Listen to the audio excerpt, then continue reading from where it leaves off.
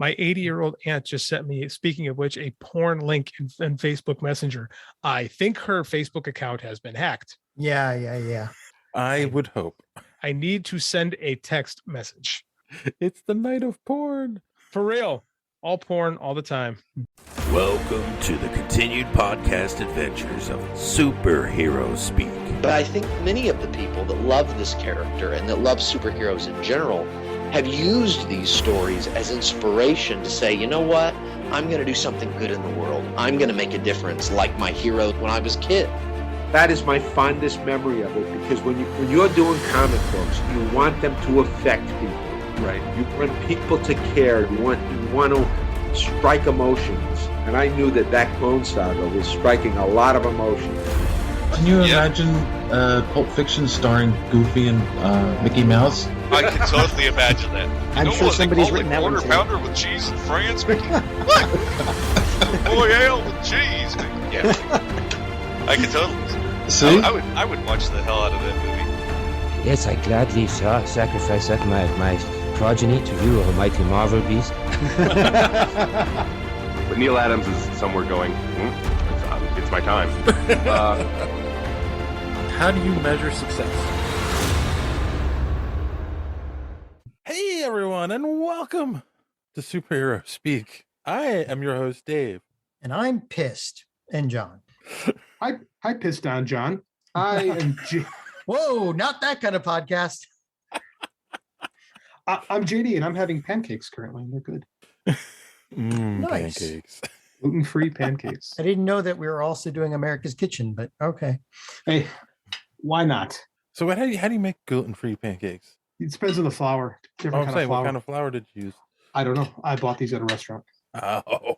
I assume almond flour. That tends to be the go-to for rice. the gluten. There's rice flour. There is rice flour, but it's not used in a lot of things. Usually, it's almond flour is what I find. That is more frequent than the other one. It's really hot and it's burning my lap, so I have to find something to put on my lap right now. All right. Well, besides a burning lap, how are you doing, JD? Oh, I'm okay, man. Kickstarter closed on Friday officially. It was my best Kickstarter. It was slow. It was funny. I learned a lot. This was a great learning experience. Like I said, I shut my mouth and I listened to my teacher, Mr. Russell Nolte, and he just said, he's like, you're going to send emails every day. And I said, okay. I said emails every day. You're going to promote. I promoted like a mother. I was everywhere. And Kickstarter, I had Kickstarter with the Projects We Love tag. And about a week and a half in, all of a sudden, my numbers skyrocketed because it got into the right people. And I remember there was one day where I got 10 backers and they were all big ticket items, $100 plus donations. Right. I sold 4 of the be a character in the story. Oh, so wow. Cool. I made a G just off of that. So we closed at just under $4,000 with 90 backers. Still haven't hit 100 yet, but it was far and away my most successful. And it was the shortest. Usually I go for a full month. This time I did 17 days, and I learned. I listened and I learned, and this is great. And I'm going to launch an Indiegogo because this was also what I was told. And again, shut up, JD. Listen to your shoulder. If you miss the Kickstarter, we're gonna have an Indiegogo camp. I'm not gonna promote it. I'm not gonna do anything. I'm just gonna put here it is. And if it makes money, great. If it doesn't matter. It just is. So, and we're gonna be doing these things quarterly. So in the end of July, early August, I'm gonna bring back Red Sunrise. That's gonna be my novella. And again, everything's gonna be available. And then in October, I'm gonna do another one. And this is what I do, because I made more money doing this in 2 weeks than I've made with the books all year, because I was not having a great year before this. Oh, so this is now the cornerstone of my writing career. Is I'm just going to be the dude that launches his books on Kickstarter and then brings them to Amazon. And bonus, I don't just get to die, but I get to be part of a massacre. Yes, I haven't figured out how I'm going to kill you in the next book, because it takes place in feudal Japan, and I can't have a dude named O'Grady running around. And this is actually a legit concern of mine. Hey, wait! What are you talking about? In Japan, just have hey, I want to go to Japan because I'm an anime fan. I'll be there with my camera and my hat that says USA is great, and pissing all the locals off. Feudal Japan, John. Feudal Japan. Not a lot of white people. I'm sure there's an Irishman. I mean, my lineage is O'Grady's. It is a legit concern of mine, because this is a good tier of mine that's been very successful. How do I make that work this time around? I haven't figured it out yet. Stay tuned. Hopefully I'll have an answer by July. But other than that, man, good week. Good week. Cool. And speaking of people who not having a good week, how are you doing, John? I'm doing okay. Feeling not that great, but the thing we'll cover later, Netflix animation, makes me feel even worse. But nothing too big. Really enjoying this season of anime is like top notch. So like I can't remember the last time I've really watched an episode and lamented that I had another week before another episode, and done that for several shows at the same time. So cool. I'm also in the middle of rereading Jim Butcher's Dresden Files so that I can read the last few books he's put out, and the new ones that I haven't read yet. And has he done yet? Has he released his magnum opus for the series? I don't think so. No, he hasn't. I think I would have found that out. I hope I would have found that out, but I think he's ready to. Yeah. So that's what I've heard. Because after getting divorced and having medical issues and all that, I think he really wanted to get it done. But I mean, I can't imagine. It was supposed to be a 3-book apocalypse? Right. Yes, that was the plan. So that was Stephen King's big inspiration for finishing The Dark Towers. Was he got run over by a car and was like, I got to finish these things. What you're saying is we should. Then he worked it in the book. So we should attempt to kill the guy for Game of Thrones, right? Have you seen George R. R. Martin? He's trying to kill himself. Yes. The man is not terribly healthy. So, whatever we get, we get. I can't believe Jim Butcher's younger than me. That kills me. I don't know where to go with that. You're at a loss. Yeah, well, the problem is I'm a writer, but only in code. And most of that, well, actually, the last big system I wrote actually lasted 13 years. So. Well, there you go. There's a sex joke in there that I can't find. Oh, my God. Look, Rule 34 doesn't apply to... No, actually, Rule 34 applies to everything. Never mind. Okay, go ahead. I don't even get that. You don't know what Rule 34 is? If I did, I forgot. Oh, my God. What's that from? Google Rule 34, but make sure it's not on a work laptop. I'm self-employed, luckily. No, Rule 34. If there can be a porn version of something, there will be, and everything there can be a porn. There's basically a porn version of everything. Yes, there is. Rule 34. If it exists, there's porn of it. Yep. I've never heard this before, but they're right. Why isn't that Rule 69? No. That's a great question, Dave. That should be Rule 69. Yes. Disappointing. The internet has let us down yet again. At least it's consistent. Let's see. Oh, how are you, Dave? Yeah, Dave. What's going on here? I had a mouthful of pancakes. Sorry. I'm doing good. Nothing major going on. I mean, of course, today, as we're recording, it's Mother's Day, so spent some time at my mom's, and my daughter and my grandkids were there as well. Yesterday was another big holiday in our world, Free Comic Book Day. So I went to a comic book store, got some free comics, and then spent way too much money. I remembered why I don't go as often as I used to. It's not a cheap hobby. No. I took Andy to his first free comic book day. Yeah. And he had a great time. Did they make a thing of it at the store you went to? Or? Absolutely. They had a table set up with all kinds of books and stuff like that. And they had stuff from last year. So it was really cool. They had 3 per person. I'm not sure if that's everywhere, but that's what we had. I got 3, he got 3. So we came out with 6 books. Actually, we came out with 8 because they had stuff from last year, and he was allowed to take 1 from last year. So he got himself a Sonic book, a Spidey and the Amazing Friends, and then a Super Pets. So he was on cloud 9. Yeah, well, they normally, every time I've gone, every store, and I'm always like, do you guys have a limit? And the store I went to is a little hole in the wall place in Manayunk, a neighborhood in Philly, and there was basically no one in there. So I asked the girl behind the counter, you guys have a limit? She's like, 5, but it's a soft 5. So I grabbed 6 books, and then I ended up buying a graphic novel, Robin Reborn, and of course they had a Marvel Select of Thor that I don't have, so I had to buy that. Yeah, so next thing you know, it's $50 for free comics. How come you didn't go to Amalgam? They're close to you, aren't they? Because I was at my girlfriend's house who lives in Roxborough, and this was 2 miles from her house. Okay. You ever see that Saturday Night Live skit? It's from like the early 90s where it's like Jeopardy, but it's people in Boston and they're arguing over the route you have to take to get to the place fastest. Oh, geez, that's every New Yorker. That's the conversation that I'm hearing right now. Yeah. Nice. Yes. Yeah, no, but I mean, yeah, Amalgam's not far from me, but again, I was with my girlfriend and we went to the store. So yeah. And how's your gym training going? My what? Your gym training, your workouts. How's it going? It's going. Because we had been going together and she has back issues and they've been bothering her the last week, so we didn't go. So I just get up and walk every morning right now. So gotcha. I need to get back into just being good. Like I knew I wasn't going to be good today. Got on my mom's and there was, a bunch of chicken parm and meatballs and pasta. So I'm like, okay, Monday, I'm starting to be good again. I was okay today. Yesterday was not a great day. And then I capped it off by going to the movies and getting this Gigantosaur root beer and a big old bag of M&Ms. And I felt like the fattest turd in the world afterwards. So yeah, great. Well, we went, that's the thing too. Like after the comic book shop, we went last night to the movies and it was like, we got, her two boys came with us. They each got a large popcorn. And I'm like, okay, we can split a popcorn. And she's like, okay. And like, I meant like get a medium. She got a large for us to split and pretzel bites. That's a lot of food. And I got a giant Mountain Dew and it was just like, so tons and tons of carbs. I'm just as guilty of it from last night. And then even worse is after the movie, we dropped her kids off. We went back to my neighborhood and ended up going to a local restaurant, getting drinks and hors d'oeuvres.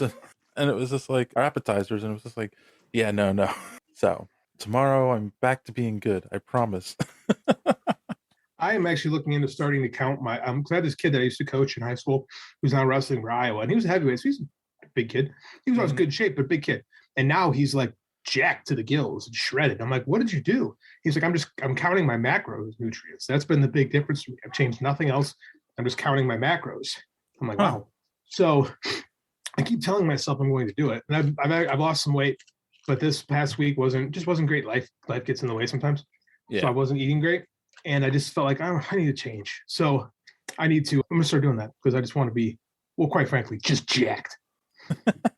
Yeah. And there is definitely something to the fat and happy thing. And there is, because it's false. Like you feel good at first when you've been eating like shit. It's that like dopamine spike that you feel really good. So you want to recreate that by you continuously eating like crap, and then you don't feel good, and then you eat it again, and then you get the spike, and then it goes down again, and then you get the shame spiral. That's a real thing, right? But I also mean like now that I'm in a relationship, because her and I are both we both put weight on, and it's just like it's also a real thing. Yeah, we're just like definitely. We're not trying to impress anyone because we're together, and it's just like we're just going out and enjoying ourselves, and the next thing we know, it's like, oh, maybe we should stop getting 2 drinks every time we go out. Where did this 10 pounds come from? Yeah, it's easy. Yeah. It's very easy. I've never been a drinker, and I still don't drink much in my life, like ever. But I got this real weak spot for soda, like I always have. That's like, and it's never good, right? It's never a good thing, and it just. So I'll go through moments like, well, I'm done, not drinking anymore. And then I'm fine. And then like, I'll have one, and then the shame spiral starts again. And yeah. So, got to stay on top of those things for life, man. This is true. Speaking of shameful spirals. Oh, dear goddess. Well, let's talk about social media madness. We have to. Well, it fits. All right. So we'll start off with, we had talked about Batman. The Batman sequel has been greenlit over at Warner Brothers, to which our good friend Random Randy Savage said, "We are never going to get a Batman using science to fight demons or tearing up the Blue Beetle. It's going to be dark and gritty forever and ever, now and until the end of time." True. Then we hope not, but then again, Warner Brothers, so. Yeah, I mean, we even talked about it with this movie. Like, they tried to be more detective, but it's more just like him using the Riddler to show him as a detective is kind of a cheap thing. It's really sad that the best portrayal we have of Detective Batman is still from Bruce Timm's run. Like, literally outsmarting everybody, including fucking Darkseid. Like, but it's easier to do that of when you have a course of years, right, and shorter stories than when you're doing a big movie. Well, yeah, but these movies aren't even trying, and they've screwed up their universe. So it's like how do you, because the only way to portray that stuff is through something in dealing with the larger DC universe, and they can't seem to get that together. Yeah. And then Tim Jones said, I'm looking forward to a sequel only if it's not 3 hours long, they improve on the cow, it doesn't rain 3/4 of the movie, because it makes his football onliner shadow run. So 4 hours he wants. Okay, I'm sure they can do that. I don't know. That's not bothered me. I mean, it's funny because we talked about this plenty of times. Of course, an old trick is to make things wet at night scenes to reflect the lights that are there for better lighting. But like a lot of people commented that on that I know, was just like, why was it raining all the time? Because Gotham is miserable. That's why. I think that's the other thing. Next to it was Seattle. setting a mood for the city. It was. It's mood. It's all mood. It's been. I don't know about Philly. It's rained like a mother here. Oh yeah, rained all we just weekend. had 3 days of rain. Well, we had 2 days were nice. So hopefully you guys have nice weather coming from us. But all spring has just been rainy and dreary and miserable. It's terrible. Mm-hmm. And Tonic Boom Boom Mole said, Nice. I'm ready for it. Love the first one. So, yeah, I mean, I think everyone wants it. Something else we talked about last week, of course, is canceling of all the CW shows. So the death of the Arrowverse, as it were. And again, from our good friend Randy Savage, it wasn't meant to last forever. But they did do the BPP, what's BIPOP? What is that? A bisexual person of color. Oh, and Alphabet Mafia shows Dirty. Like Arrow could have ended years beforehand, but they dragged it out exactly like The Flash right now. The last hope is HBO Max continuing with the series to their logical conclusion. Okay. Interesting. I got nothing. So I got nothing either. And Randy, I need you to I know you listen, so you need to explain, how did they do the bi person of color Dirty? Just canceling? Well, I mean, I don't know. Like, again, well, the writing wasn't very good. They're talking. They've got to be fair. Mostly talking about Batwoman, and it's just not. Yeah. It was. I mean, they just filled the role with just anybody. Like, I don't know. The writing wasn't very good for portraying. I don't know. It wasn't. I kind of agree with them. I kind of feel like they were just like, that's because that's the other thing. When they replaced her, they kind of just replaced her with a type, and it felt like they were using it almost more as a gimmick, but that was supposed to be like, that's her person, that's her identity, and in the show it was used more as like background, and I don't know. Yeah. I've always thought these shows kind of suck, right? Like, I enjoyed the first season of Arrow and the first season of Flash, and then I don't know, I think they've all kind of put it out of steam after that, personally. Well, the writing got bad. They started. I mean, that's, and I think we talked about this before. That's what happens when you go for 22 episodes per season, right? You just got to write shit, get it out the door. That's what happens when the 22 episodes per season is you can get about 10 good ones, which is why the Netflix shows and stuff, we'll talk about that later, are like the golden number is 8 to 10. Yeah. Because after that, you're kind of like, and you don't have to hit that magical number for syndication anymore, right? They used to be, because the 100 was syndication, and you get 4 seasons, and that would guarantee you syndication. And it's not like that anymore. So, I mean, if you look back at a lot of shows, like I like Smallville a lot, but Smallville was like 10 pretty good episodes, and then 10 to 12, you're like, what is this putrid garbage? It was Monster of the Week because they had to just pull stuff out of their ass. But that's what the format they wanted. They didn't want like loose continuity. They wanted every show back then had to have loose continuity, because every show is someone's first show, right? And television has gone away from that, where you can't have more strict continuity. But that's why you got Monster of the Week. Sorry, Dave. I think Kevin Smith, I heard him say this. I don't know if this is a Hollywood thing or not. It's the rule of thirds. Like, a third of the episodes in a season are really good, a third of them are really bad, and a third of them are just like filler. I've never heard of rule of thirds been referred to as that. Rule of thirds, the camera thing, like how you compose a shot. Right. But that, honestly, you say that, I think it's a play on words, but I don't think he's wrong with that statement. Yeah. Like, that's pretty accurate. Again, I don't like the CW-ness of it. Yeah. Right. Like, I think that was always, for me, it's kind of like, not for me, Yeah. But I really liked the Constantine show that got canceled. So what do I know? This is true.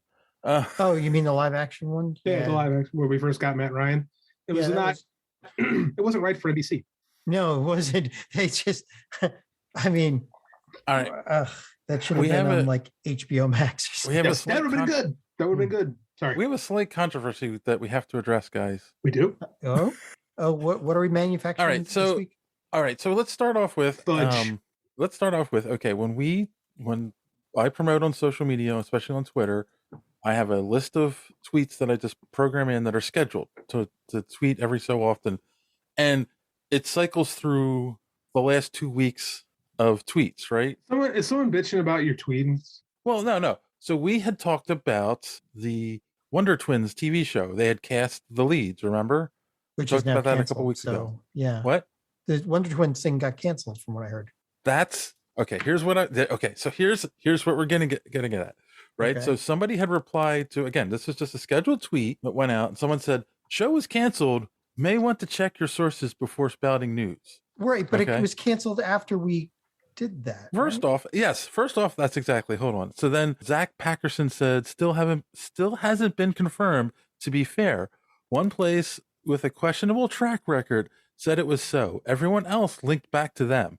Sounds like their jury's still out. Wouldn't surprise me if it was, but there's still nothing concrete.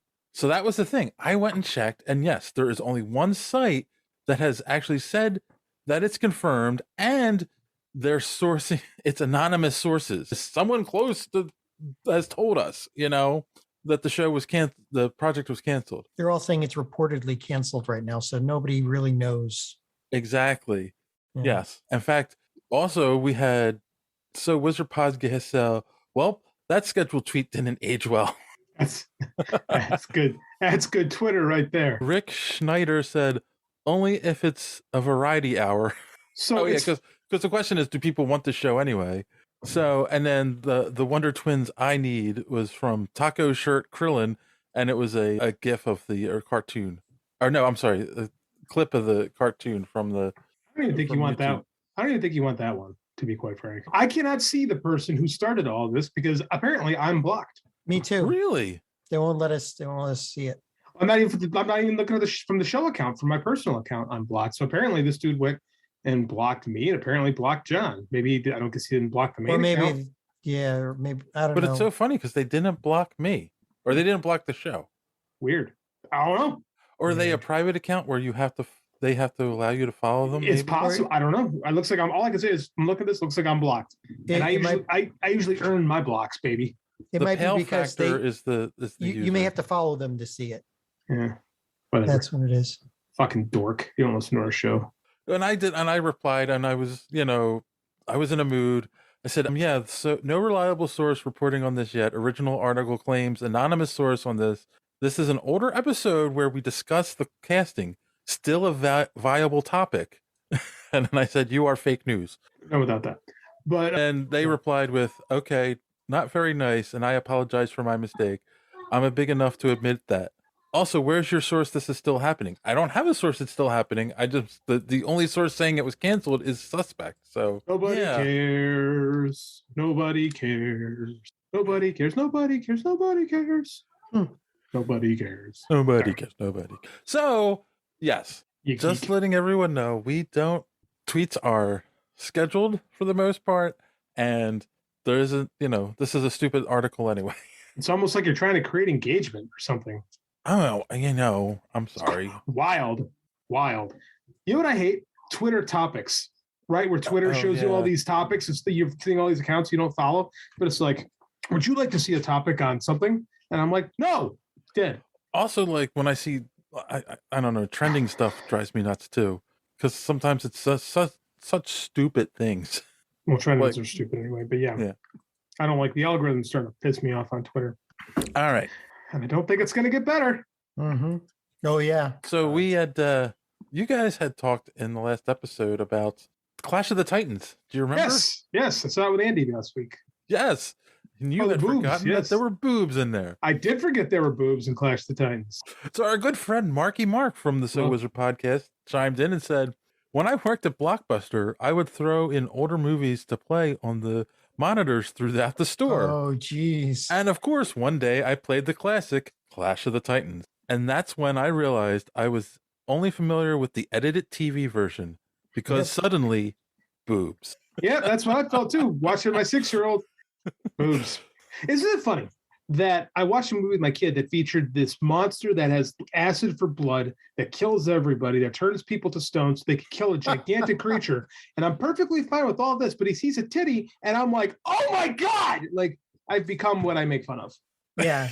In Europe, in Japan, most other places. Well, Japan is way different. Let's be honest with you. Like, there's like they think everything is fine. But even in Europe, like in France, you'd have to rate it with him, not just.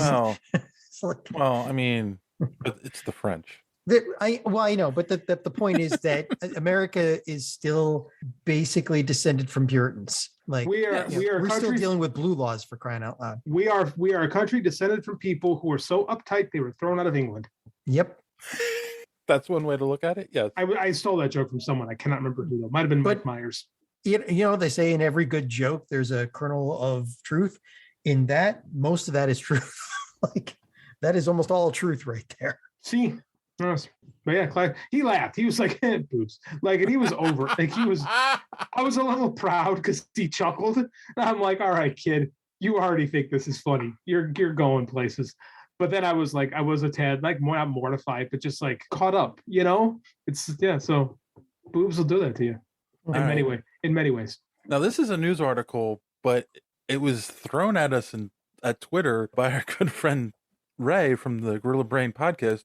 Did anyone tell John that Netflix is halting all animation on Netflix, including anime? I have thoughts. I imagine John replied with I can't remember the name of the show. What's the name of the show that GIF is from, John? Oh, that's from Gravity Falls. Yeah, Gravity Falls. Darn poop, heck darn. They fired Phil Rinda, the director of animation at Evely. He's worked on the Lego Movie, Steven Universe, Adventure Time, Gravity Falls. Really talented guy. He was the director of animation at Netflix. They got rid of him, and when he took over, their mantra was, "We want to be the home of everybody's favorite show." They fired him a month ago and changed it to, "We want to make what our audience wants to see." Which, if you think back to like every other failed company, that is basically what the mantra was as the ship went down. Well, like because most companies don't know what their audience really wants to see, because they don't. If they're not listening to their creators, they're not going to be successful. No, that's not necessarily true. Is that like you have to listen to, like, this is something that we talk about in author circles all the time, is writing in my business and writing the market, is you're creating stuff for a specific audience and you're hitting the tropes and stuff that they like, because they want, audiences say they want something different and what they really don't. And if we look at the box office, can you really disagree with that? As we just saw Iron Man Part 32. Animation is a bit different because every very popular animated show you can think of started off as a long shot. Like Steven Universe. Steven Universe, if you described to somebody what Steven Universe was going to be before they ever saw it, you'd be crazy. If you ever thought that, oh, they're making a Generation 4 My Little Pony. Oh my God, I can't believe, Gravity Falls, Adventure Time, like, the Lego Movie. Like, there's a lot more, but there's a lot more failures in those lines than successes, and it costs a lot of money to fail. True, but here's the thing: all the people they got rid of were from all of the successes that you've heard of.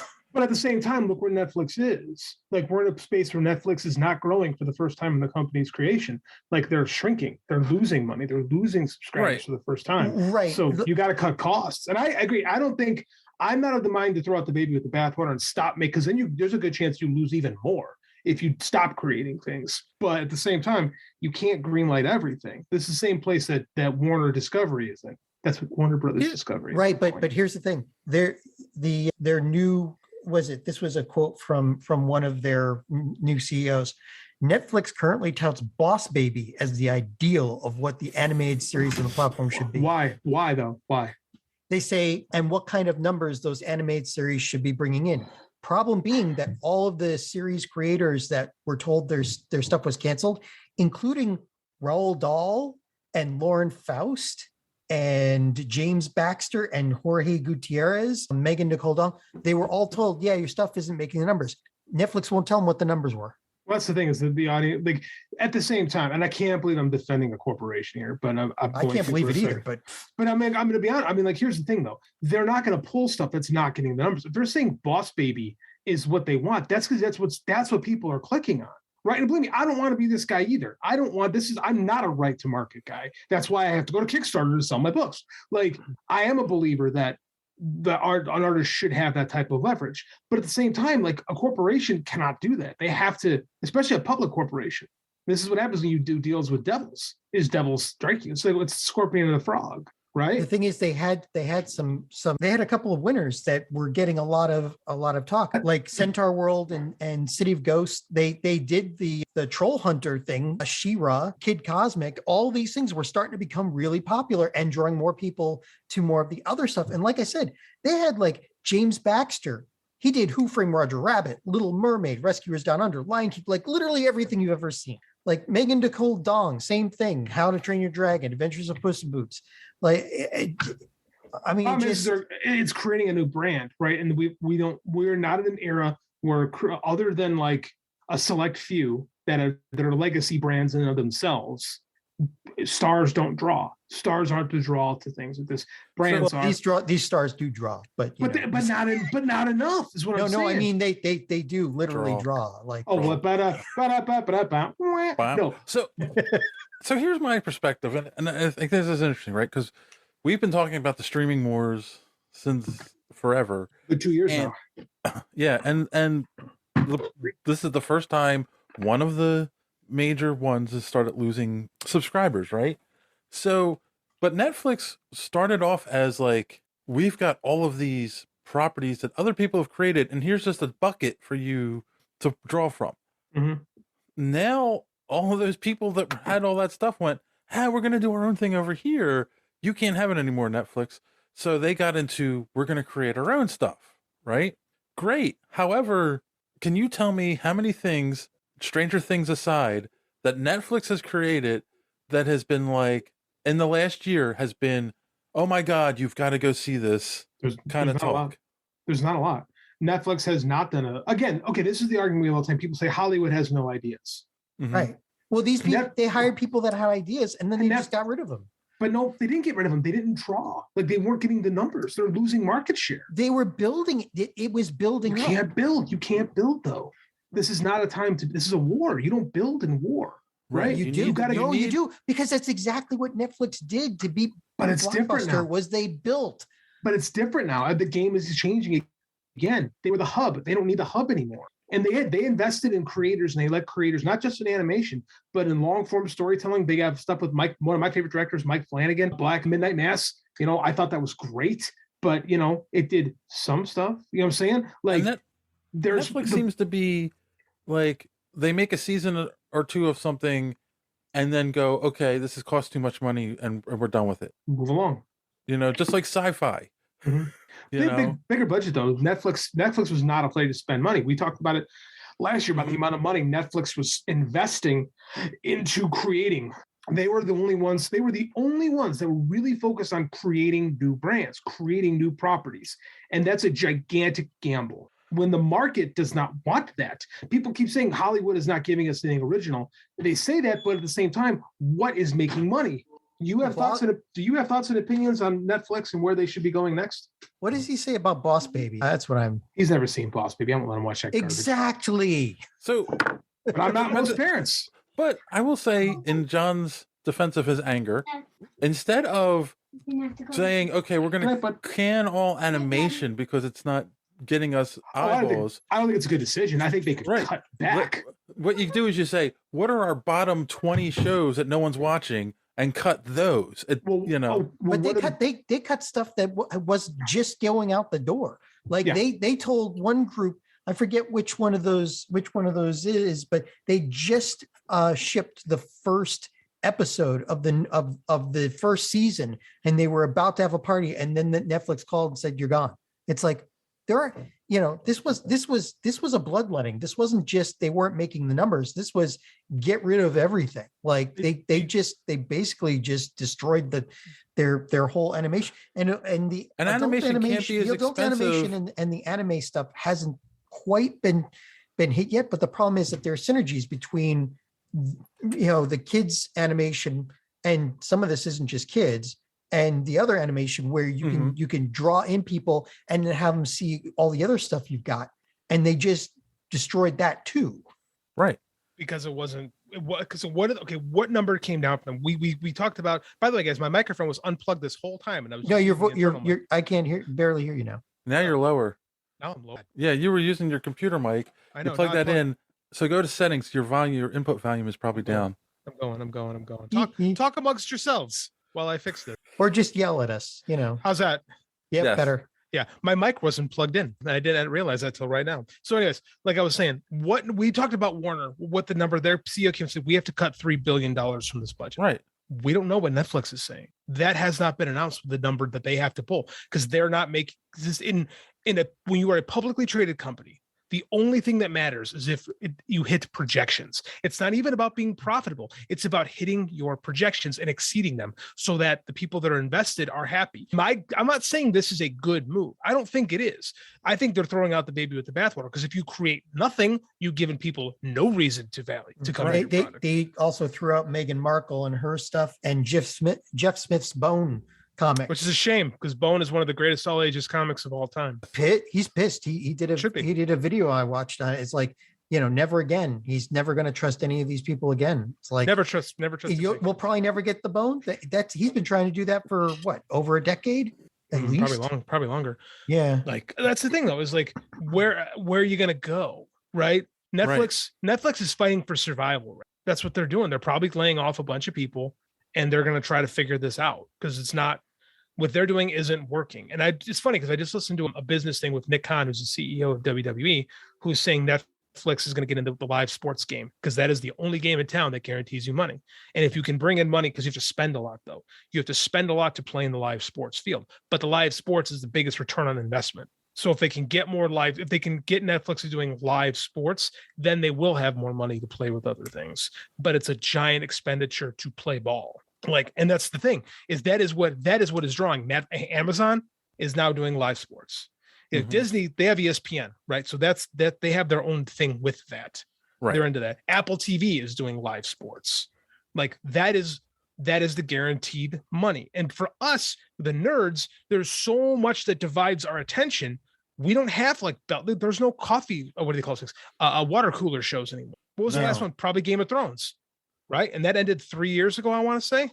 And what have we had? What have we had since then that gets everybody going? I can't think of anything. Part of that is pandemic related. Yeah. The Marvel Stranger Things. Yeah. The Marvel shows kinda, but I mean, with each one of those, the importance seems to dwindle a little bit. Yeah. And Stranger Things is tough because there's so many years between seasons. Mm-hmm. It's hard to keep people's interest in it. Yeah. But I think it's kind of funny that it seems like the last bastion of getting anything creative done is anime. Every season there are 10 to 50 new anime. And then, you get this process of, if they're good, people pile on it. And then like a season or two later, you get a second season of that anime. And yeah, but you don't get that anywhere else. Like regular animation, American animation, there is no place that takes any chances anymore. You're not going to see anything. All you're going to see is utter crap, Boss Baby, fart jokes. You're not going to see anything good. You're not going to get another Gravity Falls. But you just said it yourself. Take a chance. Right, but nobody's going to take. But more often than not, when you take chances, you lose money. Right. And that's not when you're dealing with a publicly traded company, they don't lose money. They don't. But that's funny because there is a problem with how much they pay animators for Japanese anime. But the other thing is, they still take chances on different, they go to the light novels and pick a bunch and make a bunch of new ones every year. Are they going to, is that going to continue though? If they're cutting back a big part of their animation, you don't think that's going to filter onto their original programming as well? Like this well, is that's going to be we're talking everywhere. Netflix, like Netflix Crunchyroll. specifically. Yeah, Japanese animation isn't going that way at all. If anything, It's a different market. we're getting more different animated series every year. Right. It's different marketplace. Different marketplace. I was going to say that's also the difference in how in Western or just in America in general, not even Western, because in England it's different, how we have been taught to consume media versus how in other countries, like in England, you can have a show that's 5 episodes on the BBC and then it's done. It's done. You know? Mm-hmm. And like, and Japan, they can have anime that comes out that's like, 2 seasons and then they're done. They told the story, it's done, they move on. In our country, it's like, oh, I want. They're like, this made money, make more of this. That's not exactly how it works with animation, with the Japanese anime though, because they're not just making a series or a season out of whole cloth. They're making it from a light novel or from a manga. And if it goes one season and people aren't interested, yeah, then it stops. But if people still want more, I mean, look at One Piece. I mean, over what 1,100 episodes now, right? Yeah. Okay, and they can keep going because the guy's still writing the damn. Two things. Like you said, one with Japan, they're starting with manga, so this stuff has already been IP farmed, right? True. Manga's an IP farm. They're not creating stuff that isn't successful mangas, right? But when you have somebody with Lauren Faust or Roald Dahl, like it's working over there. It's not working here. And then in England, it's different because BBC is producing those things. So I mean, like it's publicly funded television. Like in the BBC, they literally light your money on fire in front of your face. And if you're cool with it, you get good stuff, and it doesn't have to feed that. Because for damn near a century, our whole point of the American television system was you had to get that syndication. That's where the money came back. You have to get to 100 episodes. Doesn't matter if they're all good, right? 5 episodes, a miniseries would never, like, what do you do with that here? Real Ghostbusters is a perfect example of that. That's a great example. I just watched the Toy Galaxy on that one again and all the issues they had with that. Here's a perfect example. V. I loved V as a kid. Oh, right. I remember V that. was fantastic. It was the first 2 episodes in 83. Oh, great. The second 3 episodes in 84. Not as great, but in a package together every summer on the WGN, Chicago's very own, they would show V, and I loved it. And I was told, oh yeah, there's a TV show after this. I'm like, really? Like, yeah, V the series was awful. I never saw V the series because it was awful. Right? That's the thing. But that's the thing is like, what do you do with a miniseries that's successful 30 years later? Nothing. Yeah. In the US, there's nothing. Now you can, now it's probably on YouTube or something. There's way more options now than there were 30 years ago. Whereas if you have a successful syndicated series, you're making money. The people from Friends don't have to do a damn thing for the rest of their lives. Yeah. They're still making money on Friends because SAG it's not a great union, but it's one of the best unions going, right? You take care of people. That's where the money comes from syndication. So I mean, and now syndication now is pointless, right? So we can agree that Netflix made the wrong decision, even if we understand that they're playing a business game that basically tells them to shoot themselves in the foot. They made the wrong decision for creators.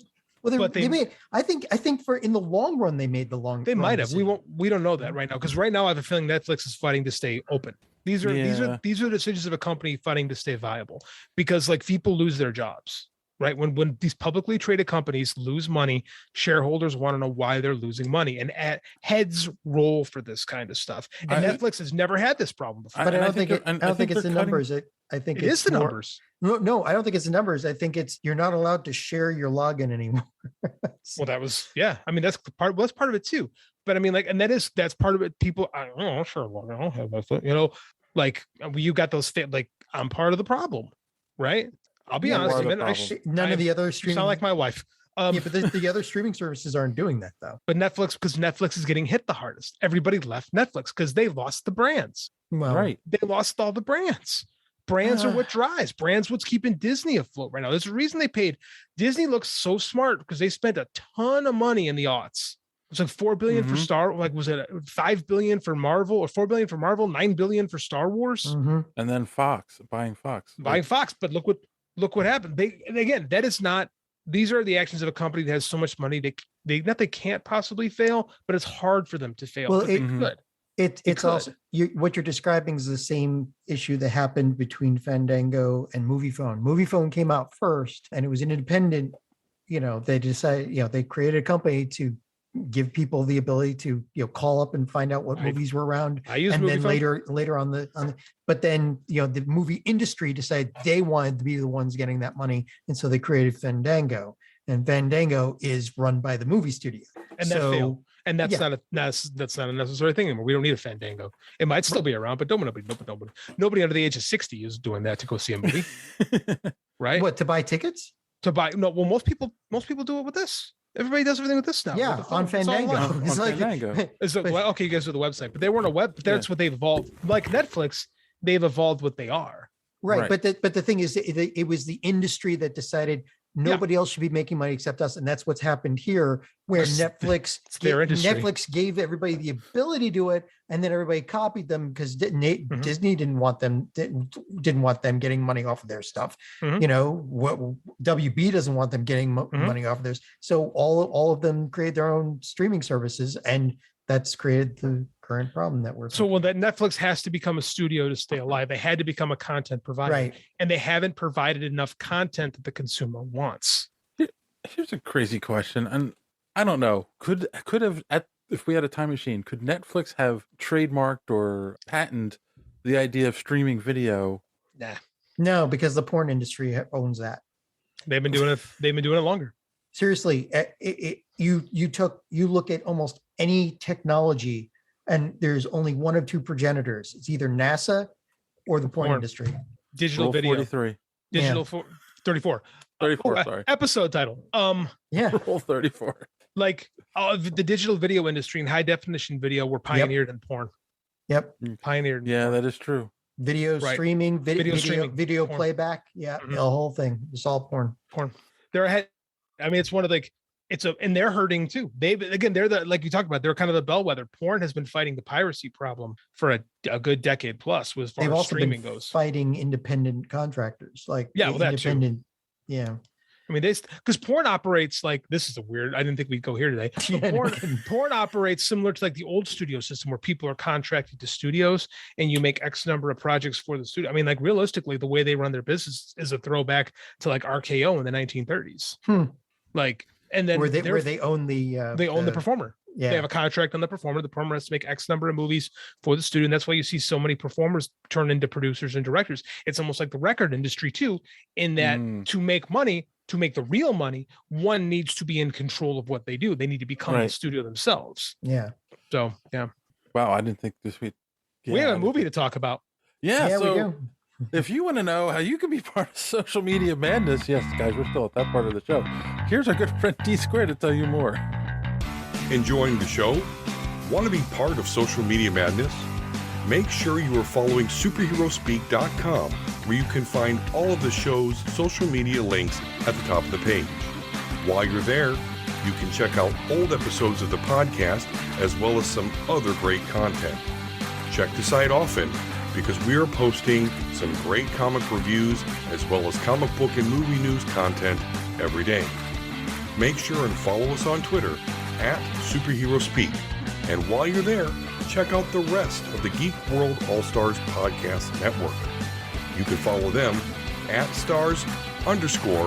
The Geek World All-Star Podcast Network include great programs such as the Pop Prison Power Podcast, Cult 45, So Wizard, Fans on Patrol, the Gorilla Brain Podcast, and of course, Superhero Speak. Search for #GWAllStars. You will not be disappointed. Now it's back to Dave and the boys on Superhero Speak. Well, thanks for that, Don. Edit me out. We're good. And don't forget to check out the Omega Level Nerds podcast, available on YouTube and wherever podcasts are available. And we'll take a quick commercial break, and we'll be right back with our review of Doctor Strange. After these messages, we'll be right back. All right, boys and girls, we are back. We've been workshopping during the break. Yes. We will say, I just want to say this because I don't want to go this week without. We just found out this week that George Perez has passed away. And we will do, we actually want to do a full tribute to him. I actually have met the man quite a few times. I've worked with him at cons. Hell, even I met with him at one point. And like, I said this on Facebook. Not only was he a great artist, he was just a good person, and like just so nice to talk to. And he loved all his fans, and he always had the longest lines because a lot of artists don't want to sketch at cons, and he would do sketches for everyone. So it's just an amazing person, and he will be missed. So, but look for a tribute to him coming soon. We're gonna have our full crew on, and we'll do something for the man. So, all right. On that happy note, let's move on to Doctor Strange and the Multiverse of Madness, the latest MCU movie. Let's talk a little numbers real quick. It made 90 million domestically as of this recording. I'm sure it'll be over 100 million by the end of the weekend. Internationally, 139 million, and so 229.3 million altogether. Rotten Tomatoes, the tomato meter was 75%. That's the critic score. Audience score is 87%. It kind of feels right. That kind of feels right for this movie. We'll get into that. And of course, we did an audience poll, which I accidentally set for 24 hours when I put it out this morning. So it's still going. But as of this recording, I said, what did you think of Doctor Strange and the Multiverse of Madness? I gave 4 options. It was a great, best MCU. It was okay. It was meh. And it was terrible. And I've gotten a lot of complaints about those choices. JD being among the people complaining. I'm the voice of the voiceless. Everyone else was on my side. Because there's a space between the best ever and okay. Yeah. And okay and meh are the same thing. Okay meant good, and meh meant like I could live with or without it. All right. So at this point, the lowest score, 3.9%, it was terrible. It was meh, 7.8%. It was okay, 33.3%. I like that. And it was great. Best MCU, 54.9%. We had our good friend Don say of the Omega Level Nerds podcast say, take out Mordo. This is a spoiler. Take out Mordo being defeated by being pushed into an empty baptismal pool. And I might bump it up to it was great. So Dorley Parlay Hour podcast said very good, but not MCU best. Screen Rundown said better than okay, but not great. And then JD tweeted a different poll at us. It's our guy. Our good friend Random Randy Savage did his own poll in response to my poll. That I'm not kidding. He actually did it. So he's like, I don't like your choices, so he did his own poll. So we're comparing the size of polls, is what you're talking about. Yes. Right. Rule 34. Anyway, his options were best MC movie ever. Well done. What's next? Jesus, maybe not for kids. And WTF or WTF. This sucks. Nobody should ever have voted that one, but okay. Thus far, the lowest is Jesus, maybe not for kids at 8.7%. 13% is WTF, this sucks. 30% was the best MCU movie ever. And well done, what's next at 47.8%. So yeah, so from now on, Randy will be making all of our polls. Randy, you're good with the poll. I like how you finagle it and move it around and get it to different links. So Randy, what JD is saying is he likes your poll. Love it. I appreciate it. All right. I love how these jokes just make John so uncomfortable. You can tell he lives near the Amish. He doesn't like when we go blue. I know. He's blushing right now. All right. So real quick, let's go around non-spoilers. What were your initial reactions to this movie? John, compose yourself. What did you think? Of the movie? Yeah. I mean, or the jokes. I know this was definitely a Sam Raimi movie. Like it felt so different from all the rest. The horror aspects were damn well done. We got about as close as we've ever been to an actual PG-13 1980s style. Our door a couple times. Oh yeah. Just Scarlet Witch walking around with oil on her face, which is just the wrong color. Like just the color was changed in order to get that PG-13. Otherwise it would have been Evil Dead. There were a couple of continuity problems in this movie, but it was damn entertaining. Like the entertainment value was basically about the max you can expect from a Marvel movie. So yeah, I liked it. I liked it a lot. JD? I heard some negative things coming in, so I went in and think this is probably not going to be great, but I'm going to go just see a movie and have fun. And I 4 or 5 times I said, I love this. This is great. I love Sam Raimi, but it was a Sam Raimi movie. Like, I mean, like, and Sam Raimi movies do have their flaws. And at my age and you know, where I am with appreciating art, like sometimes I like the flaws in what someone considers flaws in a piece of work, because that's where you see the creator's personality really come through. And this did feel like we don't get to see enough auteurism come through in the Marvel films. I've said it before, Gunn is one of the few guys who you really could feel like a James Gunn movie. This truly felt like a Sam, more than Spider-Man. This really felt like Sam Raimi. I was jokingly going to call this Evil Dead 5. I was going to say, I walked out thinking, wow, I thought they hired Sam Raimi because he did Spider-Man 1, 2, and 3, but no, they hired him because he did Army of Darkness and Evil Dead. Totally. Yeah. To the fact that I won't spoil, but yeah, the end is very Evil Dead.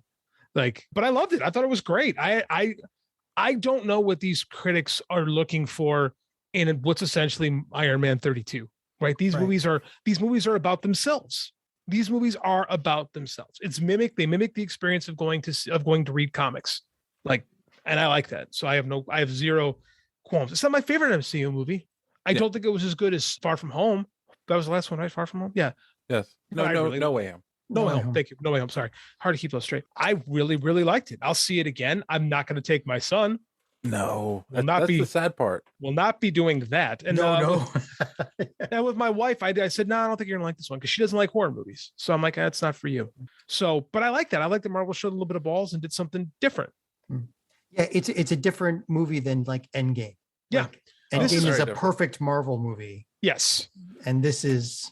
But I like that this was because this felt more like because they hired Scott Derrickson to do the first Doctor Strange movie, and at no point did that ever feel like a horror movie. That just felt like Iron Man 32. Like, this felt like, and I like that. I like when we get past the origin story of these Marvel characters, because then we can get into like the meat of what they do, right? We get past the introduction. Hey, how you doing? This is what I am.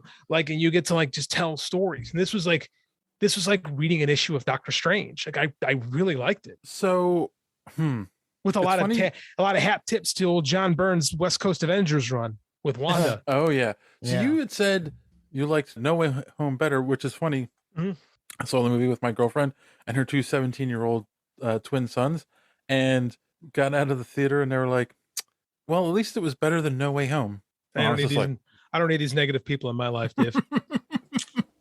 I was just like, oh wow. Yeah, like I said, I thought, like, I was shocked by this movie. I was shocked by this movie a lot. Things I didn't think were going to happen happened. Places I didn't think they were going to go, they went there. I have a couple little issues with it, and we'll get into that. But overall, like, I will say that I enjoyed it. It's definitely a Marvel movie. Definitely, it's something different. They tried something different, and they succeeded. You know, and that's always the movies that stand out in the MCU, is like when they say, okay, we're going to try something here. And it works. That's Ragnarok. That's Winter Soldier. Guardians of the Galaxy. Best example, yeah. So yeah, like everyone sits there and goes, "Oh, the Marvel formula," and it's like, yeah, there are aspects that are the Marvel formula, but this was like, oh man. And yes, it's a very Sam Raimi ending, and we'll get into that too. Super Sam Raimi. It was the end. It was the end of Evil Dead 2. It was. Yeah, it's the exact same ending. And I think that this movie, and I think once we got away from the Iron Man movies, we really kind of, I think in the sequels, they've really bucked the Marvel formula a lot. Like, that's why sometimes when you get to the sequels, then you get the good stuff, right? Once you get the handshakes and how do you do's out of the way. Because this was a freaking blast. I do kind of think, and we'll talk about this, but I still kind of think I like not Iron Man. It's Doctor Strange 1 better. Not me. But okay, we'll talk about that. So, for those listening at home, we're now going to get into spoilers. So if you haven't seen this movie yet, and if you're a listener of this podcast, I'm sure you have. What are you doing? Pause it, go see the movie now, come back. And if you have, well, then here we go. Spoilers. So I have a question. Okay. What was, for each of you, what was, like, I'm not starting off negative. I'm just curious. What was the biggest continuity error that you recognized and bugged you? Continuity as far as what? Continuity within the Marvel Cinematic Universe? Continuity, or continuity within the movie? As in like the movie itself. Didn't notice anything. I never noticed those. I never noticed those. Okay. Things. There's a little thing that happened in the movie for some reason bugged the crap out of me. I mean, I'll let it go. What was it? So when she first possesses other Wanda, and the twins are sitting in the living room, and they had ice cream, and she's walking into the kitchen, and like while she's starting to control her, she drops the bowls and they crash, and the twins never go, "Mom, are you okay?" But then once she gets possessed and she turns around, they're like, "Where are you going?" "Oh, I'm going to go for a walk. I'll be back." And it was like I know it's stupid, but like they were there. Obviously, they saw what her mother was doing. They didn't ask what was wrong when she broke the ice cream bowls. I know it's a stupid thing, but it was just like. When's the last time you had a 7-8-year-old child in your home? Yeah. I have 4-year-old twin. Four is different. Four is different because I'm going through this right now. I'm gonna tell you this right now. If Andy's in the room watching Teen Titans Go, and I'm in the kitchen, which is right next door, and I drop something on the ground and it shatters, he ain't turning around to say, "Dad, are you okay?" No, because Teen Titans Go. Because Teen Titans Go is on, and he'll turn the volume up. Okay. Yep. Like I think that's the selfishness of young boys, and it didn't bother me because I didn't notice it. But I know for a fact if that happened at my house right now, Andy ain't saying shit. Okay, all right, I'll give you that. How about you, John? What was your? How long does it take for them to steal? Oh my God, America's powers! Like Karen said that 10 times after the movie, because it's like Wong had time to climb back up the mountain. Right. Well, they did a whole nother thing in a whole nother universe, where she started to take America's powers. We cut to this, 4 hours in another place. We come back and America's still there, still alive, and Wanda's wandered off somewhere, but she hasn't finished stealing the powers. It's like, what? And Karen pointed out, like, if that Doctor Strange was trying to take her powers to stop the demon, right? Like, he must have. But he knew it was going to take a while, quicker. And at the same time, they're running from a demon. Like, how did he think that was going to work? Yeah, the only explanation I've heard so far on the internet is it might be a difference in stealing the powers between sorcery and witchcraft. But then again, it does. Nothing was ever said about that. No mention was never made, and it made no sense at the time. And that was a weird thing that they did in this movie, is saying there was a difference between sorcecraft and witchcraft, like sorcery and witchcraft. Like, I don't know if they've ever made a hard distinction in the comics between the two. But again, also in the comics, she's a mutant with these powers, so it's like, yeah, that was weird. Okay, let's start off with this question, right? Like, the main villain is Wanda, right? Like, big surprise. We kind of knew that was coming, but I thought like she would start off kind of bad, but then she would team up together by the end and she'd get a redemption arc. No. So surprised. So here's my question. Steered right into that skin. It was awesome. But didn't they kind of try to like make her sympathetic by the end of WandaVision? Now all of a sudden she's a villain? Like, at the end of WandaVision, she was... Go ahead. What was she doing at the end of WandaVision? Exactly. She was reading the Darkhold. In the after credit scene, yes. Yeah, and that's what they said. They told us a year and a half ago the after credit scene will set up Doctor Strange in the Multiverse of Madness. So we see her doing the dream walk or astral projected or whatever, while reading the Book of Evil. Yep. So she's had all that time to be corrupted.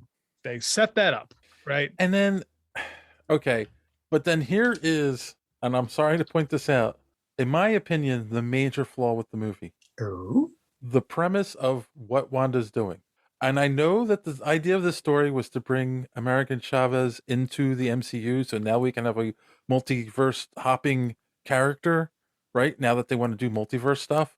But she created the twins in the first place. Why didn't she just recreate them? Why does she have to go? They wouldn't be real. That's the problem. They weren't real in the first place. They weren't real in the first. They're not real in any of the other dimensions. She's created them in all. No, they said they're real in the other dimensions. Yes. They say this specifically in the dialogue. In every other dimension. Oh yeah, that's in there. In every other universe, they're real. Because she's dreaming about them in every other universe. And she says that I know they're real because they're there. And that's the explanation. This is the only universe where it's not real. And this is because she is the Scarlet Witch only in this universe. In the other universe, she's just Wanda Maximoff mutant, essentially. Okay. Like that is, I'll cover this one. That is in the dialogue. I missed that. Granted, there is so much in this movie, it's easy to miss some stuff. There's a lot. And then it does not give you a break. I mean, again, maybe it was they didn't want to pay Paul Bettany, but how come Vision didn't exist in any other universe? Because I'm not thinking from a writing perspective, if Vision exists, it tethers her to some part of her heart and some part of her reality that grounds her. Without Vision, the Wanda character is not grounded or tethered to any moral fabric, right? Without Vision, she is unencumbered. She can be pure id. If Vision shows up, she reconsiders. Which she does not until she sees the twins and herself, and she's forced to do that. If Vision is around and in any form in that universe, it creates an opportunity for self-doubt. Right. And granted, in the other universes, she was grounded. She had made it through the crisis.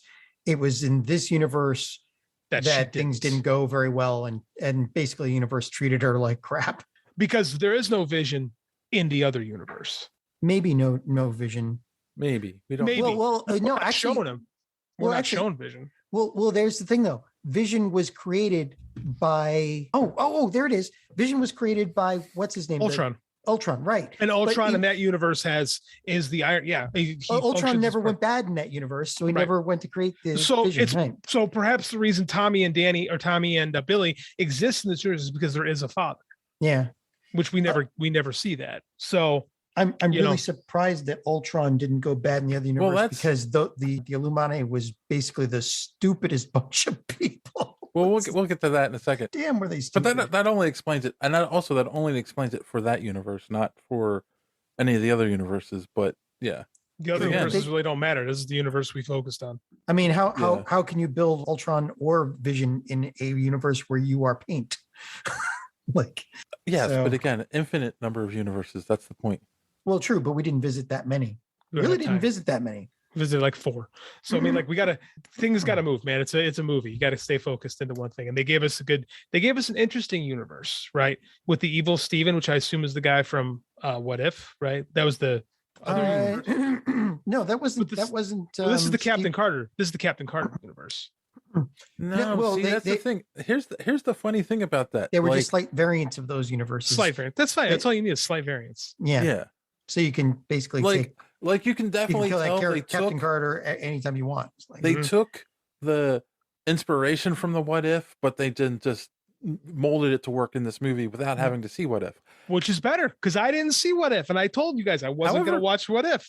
However, but I knew enough. Let's get to the major problem with this movie. But you have a lot of problems with this movie, Dave. You have a lot of problems. Did you like this movie? I love this movie. But here's the other thing, right? But again, I'm sucked into the MCU, right? So I'm watching everything that comes out, which we didn't even talk about. Did you finally watch Moon Knight, by the way? Of course not. I'm probably not going to at this point, but continue. Sitting next to, again, 2 17-year-olds who also have consumed most of the MCU stuff, and a woman who has not I thought Wanda was a good guy. She did not see WandaVision. Yeah. If you've not seen WandaVision, this movie doesn't make a lot of sense, because the last time if you've only seen the movies, the last time you saw Wanda, she was a hero in Endgame. I will pair you with this, Dave. That is not a flaw. That is part of the design. They want you to see it. What about in countries where you can't get Disney Plus? So not their problem. Not their problem. See the problem. I mean, it is. These movies are designed to be based in continuity, right? And it's based in comics where they can use the continuity when they want to use it. All I'm getting at is, why couldn't we get a little bit of dialogue that explained how we got to where we are? We did. They explained it when Steven goes to meet her. This is all real. This almost looks real. Oh, but it is real. I did this with the hex, and this is this and this. Well, but this and this and this and this. I had twins. I had boys. Oh, you don't really have boys. You created those boys. They gave it to you. Like they gave but it doesn't make a lot of sense unless you've seen the show. No Way Home doesn't make sense unless you've seen all the Spider-Man movies.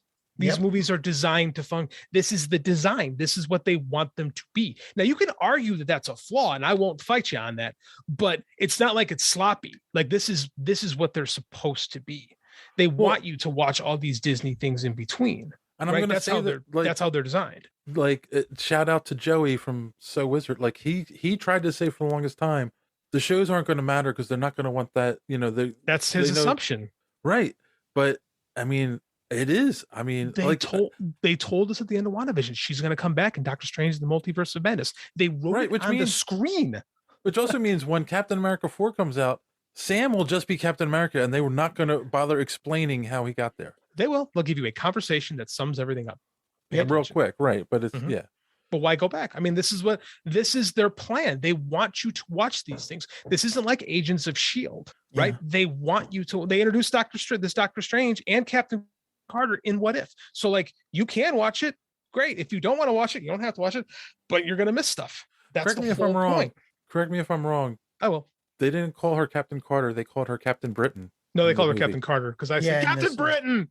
And they called her Captain Carter. Okay. I was disappointed because that was me going, oh, they cheaped out. Because you want to see the Captain Britain. I wanted to see Captain Britain. I wanted at least a hint to the cat, but I got plenty of other hints for other things later in that scene. So I was cool. So Krasinski. Can you believe that? I immediately shot Dave a message. I'm like, This was the best kept secret of the MCU ever.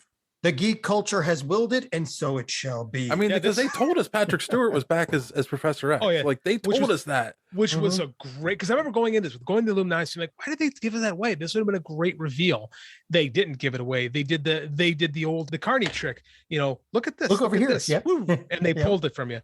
Like it was great. When Patrick Stewart comes in, did you guys catch that when the wheels roll? Yeah, It they was play a little bit of I it loved from the it. 97, which they're going to have a new season of. Loved So- it. Which again, marketplace. They put that in there, so you remembered. Hey, remember X-Men? It's coming back. But it was exactly it was the green suit, the yellow, the big yellow, the yellow thing. wheelchair. It was he was the Jim Lee Professor X. Yeah. The Jim Lee design. It was great. It was great to see Patrick Stewart in a Marvel proper movie. And I'm like, you know what? He met an untimely end, which they all did, but that's what their purpose is. It's what I said back. It was what I said back when they did the Ralph Boner thing. Now that we have Fox, all that stuff is on the table. Yep. So he was the here's smartest of them something all, too, right? I want to put this out there, right? It's not a genius universe, John. No, they're too happy. Yes. Here's something I definitely want to put out there. So this was, A38, right? Was the universe. And so, but what they did is, like, in all of the universes, Doctor Strange was Benedict Cumberbatch. And Wanda Maximoff was Elizabeth Olsen. What does Benedict Cumberbatch look like as paint? What I'm getting at is, so now we can maybe assume that in the 616 universe, which I'm so weird, was weirded out that because I could have sworn Marvel said it was like 19 something. It was 199,999. It was. Yeah. That might be their designation for our universe in our universe, but in that universe they designated a six. That's for us, man. That was just for us to pop. Yeah, because that didn't make any sense either. Because universe. 616 is the comic universe, not the. For those listening who don't know, yes, 616 is the main comic book universe. It's just to make us smile. Well, we can say in the 616 universe, Reed Richards will be John Krasinski, possibly. Joe, oh no, they're going to. It's gonna happen. It's gonna happen. I mean, it's so funny. For Fantastic Four the movie, the director just stood down or stepped down. John, so we talked about last Krasinski, week. right? So, but just to also interject, Mysterio in No Way Home this time. Oh no, in Far From Home. In Far From Home, he when he talked to Peter, he said, "Oh, I'm from a different universe. Your universe is 616." Oh, he says that? Yeah. Oh, okay. Well, then it's all right. That's what it is. It's but the thing was now. that he wasn't from another universe, so he just happened to say the right. So, but I'm going to say it's for us. It's for us. It's just make us. So apparently, the only person that's different in other universes is Spider-Man. But we'll let that slide because we wanted the other. Because Spider-Man is owned by Sony in different universes. I mean, like again, it's all fan service, which is fine. I like to be serviced with my fandom. Like. Comes back to porn. No, I thought you know what's good too is we saw what John Krasinski could be, and when she said she worked for you guys knew it, right? When Rachel McAdams, when she was said the Baxter, I worked for the Baxter Foundation. I went, yep. Like so, I knew I had a hunch it was coming. And I was very happy that it came. There were a couple of people it's in the so theater. It's like the thing. You know, when he appeared, the audience applauded. But when Professor X rolled out and the music played, they like no reaction. They knew no reaction. They knew it was coming. Yeah, we gave it away. If they didn't tell us that was coming, right? If we had two surprises, then you would have gotten those applause again, much like the Toby and the Andrew Garfield reveals. And because they lied. We knew we had a hunch that was coming, but they lied about it consistently. This John Straczynski one, ain't nobody said shit. Yeah, this is the fourth time that Professor X has died in Marvel and X-Men. How many times does he die in the comics? I know, but 5 years you get such a watch to it. But there's a lot of comics out there, and like they really condensed it down where he's like every other movie he's dying. That's what he does in the books too. That's Professor X's function is to consistently die. I'm sure Don will agree with me on this. Here's a question: when they bring X-Men into the MCU, do we want Patrick Stewart or do we want? No, it can't be Patrick Stewart's done. He's not even going to do this is his last season of Picard. He's getting too old for this. I think he'd start again. Right. I would rather see James McAvoy. Yeah. I was going to say James McAvoy. I don't know if he comes. I don't know. I don't know what their plans are. But again, it's all on the table, man. It's all on the table. And it goes back to it goes back to what Deadpool said. You need a bunch of young people that can carry a franchise for the next 10 to 20 years. I don't know. Like, it's going to be interesting to see what their plan, but they are plans. Like, they brought Patrick Stewart in. Like, this the second time they've teased us with the X-Men from the 20th Century Fox universe. Yes, it is. And now we definitely have Fantastic Four. And now we definitely have Fantastic Four, which is, boy, was that a violent scene. She unraveled him.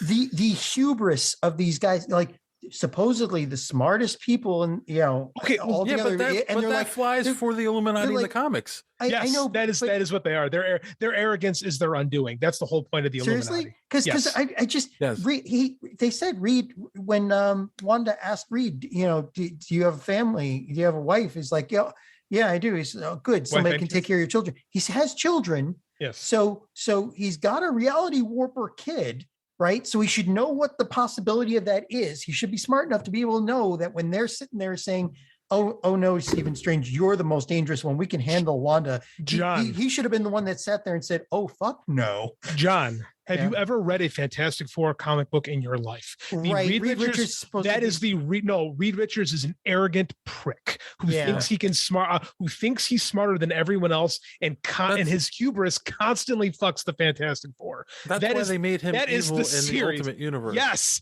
because Reed Richards is like, he's one step away from a supervillain constantly. So it's always, and again, this is the universe where they actually did defeat Thanos. Like, he had a big old thing stuck in him. Like, and they didn't have to go to they had him beat. There's the Illuminati is super, super arrogant to begin with. That's the whole point of it. We are the Illuminati. We are the ones in control. We got this. Mm-hmm. And just like in the comics, they fuck it up. That's what we have to understand, like, when you're creating characters, humanity is what defeats them at all times, especially in the Marvel universe. Is feet of clay, right? If they make the right decisions all the time, we don't have a story. People fuck up. People make mistakes. People with extra abilities make extra mistakes because they believe in themselves. But that's not exactly true, because you can have a good story. No, it's 100% true. No, John, story where the bad guy is strong enough and smart enough to be able to give a challenge to the good guy, right? But again, like, that's what makes drama, is characters have to make mistakes.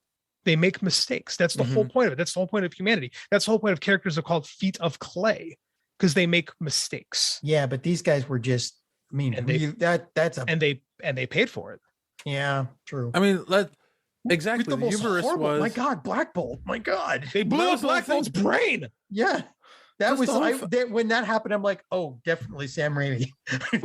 And that's the whole thing. That point of that scene was to show the hubris, him telling her, oh, all he has to do is whisper a word and kill you. Like, don't tell him. Yeah, tell the enemy what your weapon is. Right. You're supposed to let the evil guy monologue, not you. Right. But again, that's very Reed Richards. Yeah, that's what he does. Like, and it's the case of the Fantastic Four over and over again. Like, I give you the Jonathan Hickman story, the Council of Reeds, where all the Reeds from the multiverse get together and they plot this stuff. Why? Because who else could do this but us? We need to figure this out.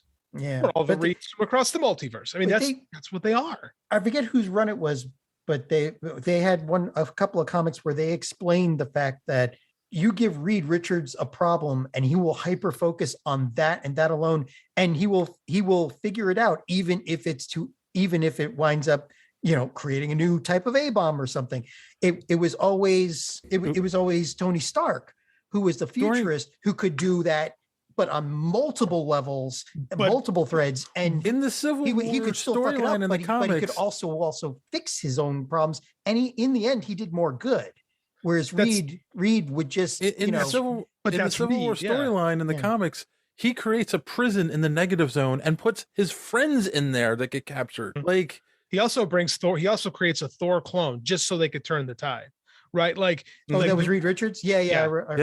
Reed's got a collection of really, and that's the thing too. He also helped destroy the Skrull world. Like Reed's got a whole bunch of big oopsies on his, and that's the thing is he's the smartest man in the world, but he has like no social ability, right? He has a hard time relating to human beings, and like his He's got no arrogance. moral compass. It's just, He I have a does. problem, solve No. the problem, no matter what. Yeah, no matter what the end. But that's the function of the Fantastic Four. That's what Sue does. Sue is his moral compass. And without Sue, he makes like especially without Sue's influence on the stories, he does make these mistakes. And Right. Sue is Again, nowhere to be and that's- found in the story. right, and that's also why he does the things he does in that movie, because they break up because of the Civil War. Like, Right. they don't. Sue and Ben were like, they don't want to register, so they leave, and Reed's by himself, and he starts doing all this stuff. Yeah, Yeah, because So, Reed like- left to his own devices is evil. Like I said, when they brought the ultimate Reed Richards into the regular MU regular 616, he becomes like the top villain. Like he becomes Doom. Him and Doom, like they're college roommates. They had a lot more in common than they have differences. Yeah. Right. Like, I and that's- didn't mean to like, turn that into that, because there's so much more about this. We should talk about like who was the person that played Captain, was it not Captain Carter, Captain Marvel? Atom. Oh, was it the Captain person who Marvel? played? Yeah, Captain Was it Marvel. Monica? Was that supposed to? I mean, like I think that was supposed to be Monica Rambeau, but that's No, not the same no. person. No, it was Lashana Lynch. Yeah, I don't know. I mean, I assume she's supposed Wasn't to be that Monica. that was her friend? I thought from Yes. Captain Marvel. That was Yeah, Monica. Yeah, Monica Rambeau. Yeah, same one. I thought so. Maria Rambeau. Maria. Oh, It was Not Maria Monica, Rambeau, her the Monica's mother. mother. Monica's right? Maria. mother, Maria. Basically, in that Monica in the universe- comics. Yeah, Yeah. in that Yes. universe, she did the flight and got hit Oh, by the wave. yes, that makes instead perfect of- sense. Yeah, Didn't that make that works. connection. I mean, that works. Like Mhm. just changing, and maybe they couldn't get the. Oh my god, Or they didn't want to butcher her. Oh, Brie, Monica Rambeau, you mean Photon? Brie Larson. I I meant think, Brie Larson. Or Maybe I they think Brie they couldn't- Larson, wanted- right? I think they just wanted the difference to show you that it's a different universe. Yeah. Because I didn't expect the Illuminati that we got, to be honest with you. But I'm okay with it because they all got butchered. Well, it's so funny too, right? Because I was talking about this with someone. There was a rumor for a long time like they were going to bring in Tom Cruise to be Iron Man in this thing, and I'm like, why would you do that? Like someone was arguing because Robert Downey Jr. has gotten too expensive. It's like Tom Cruise is going to be just as expensive Yeah. as Robert Downey. And Tom Cruise don't do cameos unless it's something like Tropic Thunder where he thinks I will- it's funny. I will say this: I was shocked how much they were in the movie. Like it's a Me too. cameo, but it was a long It's a feature cameo, cameo. and Yeah. Yeah. and they established character and story with them. So No, for sure. And we got a traditional Professor X scene, yeah. right? Which I thought was cool. Like that was right out of the Fox movies. That was Sam going like, you know what? Let's just do it. Like we'll just do a scene from the X-Men movies. And it was cool. I liked it. I liked it a lot.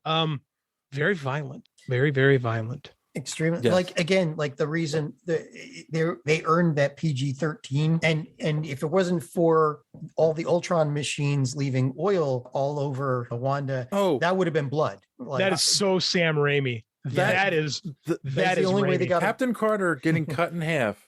That was bisected. such a She Sam was Raimi completely scene where bisected. it's on her head, on her face, and she just gets that look on her face and then falls over. Like that's Sam Raimi. Yeah. The crash zooms, the rotating camera angles. It was such a Raimi, and it was he really was the perfect guy, I feel, to direct this movie because it really does embrace the horror aspects of Strange, and we haven't gotten to the end yet.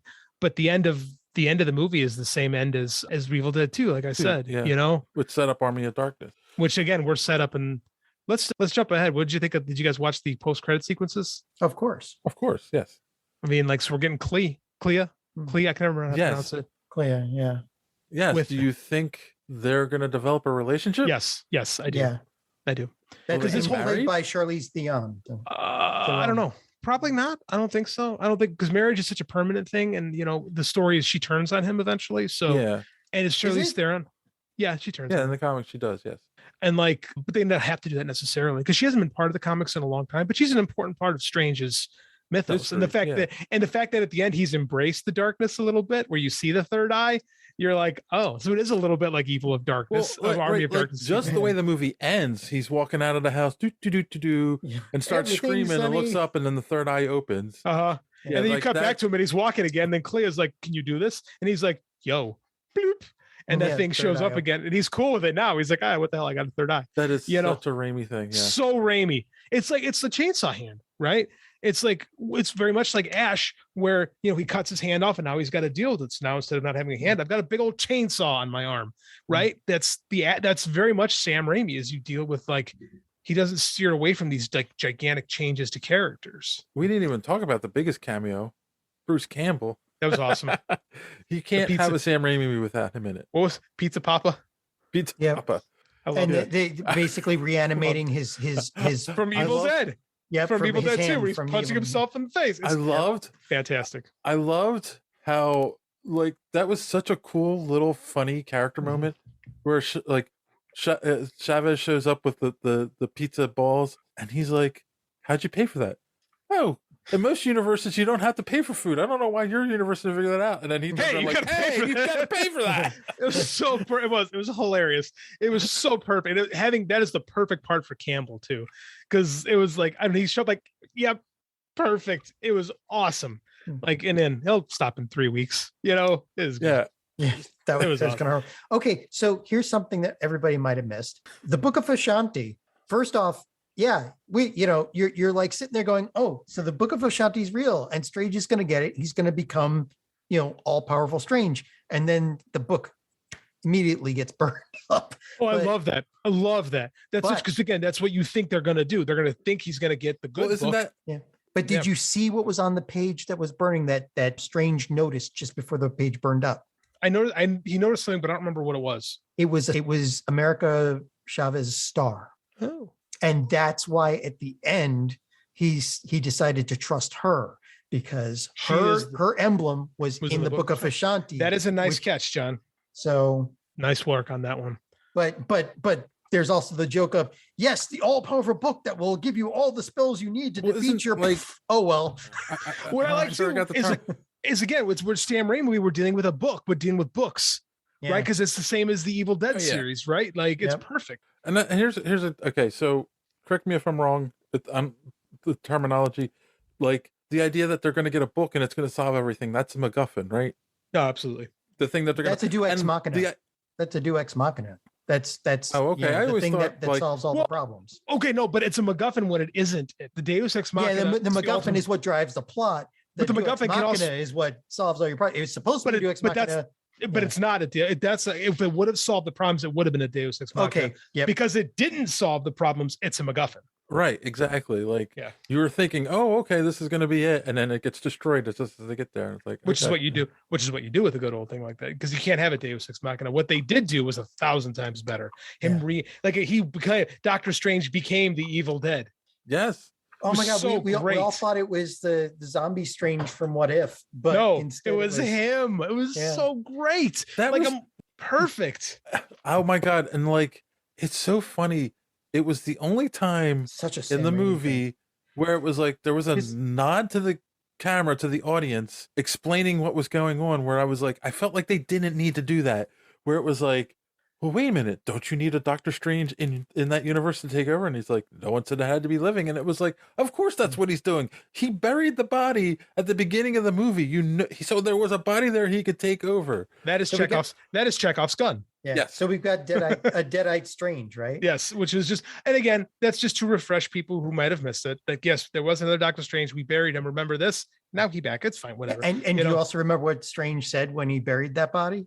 I've buried worse. Yeah, I buried worse. Great line. What else is buried in the? And that's what's awesome about Strange, is because he does Strange more than any other character in the Marvel universe walks that fine line of keeping the darkness in balance with the light, and sometimes that requires darkness. Right, and Strange has to do some. That's been the Strange character from day one. He does make these harsh decisions that could destroy a universe. That is like, well, this is the best thing I can think of to do. Like a surgeon, right? Like the surgeon's like, we have to cut this out. This is the hard thing to do, but this is the only way. We got to do it. Boom. But he's also got that same egotism that Reed Richards does, where it's 100%. like I'm the one that has to hold the knife, which was a theme all the way through this. Mm-hmm. You know? But at the end, he's not like, he's kind of not the one holding the knife. America has to do it, so he has to let go a little bit, right? He decided to trust her because he saw her, That is in the Book of Ashanti. So. Good writing. Right. That's the character growth moment where he's like, I'm going to trust you to every character's got to grow. And that's good. That's a good moment for Doctor Strange. I do agree with Don. Mordo was not great in this one. But again, he's from the universe of idiots. I can accept the fact that everyone in this universe is an idiot because it's consistent. It's consistent across everyone. Yeah, they were. They were just. But again, they defeated Thanos without the trauma. But right? they didn't lose half the universe. They just lost. And their Strange went. He's like, I've gone too far.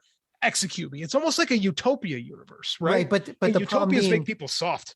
But the problem being that, Strange decided to up his ante with the Dead book, but they also had the Fantastic Four and all the mutants, which our universe, the 616 universe, didn't have at that point. So of course they were going to defeat Thanos. There's no, they had Black Bolt, right? We haven't seen Black Bolt really in this universe. They did have Black Bolt. They were able to beat Thanos, but again, Thanos didn't wipe out half the population. So they didn't have to because they had enough power to stop him. But they didn't have the scars. But the other thing is, not one of them thought twice about killing Strange instead of trying to help him. Mm-hmm. They just said, "Nope, he's corrupted. We got to get rid of him." It's like that is most telling of all about that universe. It's like they didn't all these heroes, they didn't think twice about trying to help him, trying to get him off the book or destroying the book or whatever. They just said, "Nope, off him." It's definitely different. Like I said, it's almost like a utopia universe, but sometimes you have those utopias, like the hard choices aren't made. Like it's like, well, this is the most logical they don't have choice. experience with hard choices. Correct, because they just got away with it, so they don't have that. So, and it's easier to do that. Whereas in this universe, they wouldn't do that. But this universe is so much more trauma scarred than that one. You can see it. There's like beautiful trees and like all the buildings are covered in flowers, and it's a much more visually appealing universe. But I love that there's a cost to that. Is a lot of times the human emotion isn't there as much. Which again, you have Reed Richards essentially speaking for this universe, and that's really his character. Yeah. Ooh. So what else in the movie? What else in the movie we haven't? Because I know you got a hard deadline. What else have we talked about? Like just her chasing them through the place to get to the Book of Ashanti. Well, that was just like. What did you guys think of Elizabeth Olsen's performance as Wanda here? I liked the hard turn into how she embraced being the bad guy, but I find that she was she was great. She's great. Boy, fan of the Scarlet Witch. I'll just leave it at that. She's so good at embracing. Like she's so good at running the gamut of emotions with this Wanda character. And I feel like this is the most sympathetic villain that we've had in the Marvel universe. Because she's been through so much. And we've seen it, right? We've seen it. It's so much harder when you see the downfall of someone and you're like, I get it.